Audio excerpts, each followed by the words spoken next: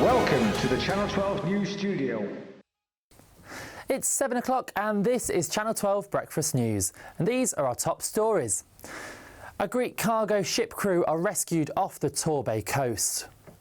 Monitoring the data, a new assessment of Omicron suggests that a rising number of cases could still overwhelm the NHS. What we are seeing is nurses who are physically and mentally exhausted. They are being redeployed. They are doing things that they would not normally be asked to do. The lockdown generation, a new concern for children born during the pandemic.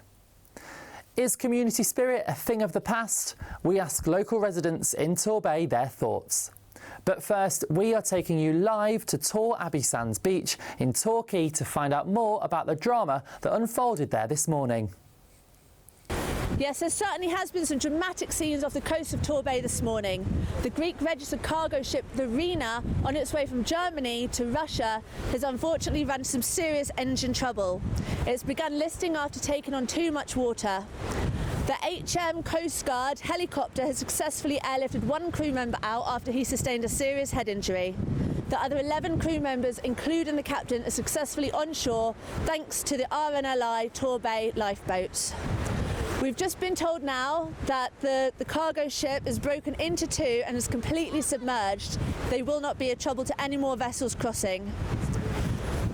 I've just been told now we're going to go back to the studio. This is Samantha Bisley reporting for Channel 12 News. And we are very sorry to interrupt that story there, but we are now going to head over to Boris Johnson at 10 Downing Street for today's announcement.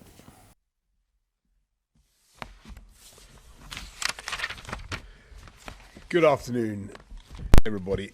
As of today, every eligible adult in England can use the National Booking Service to get boosted now.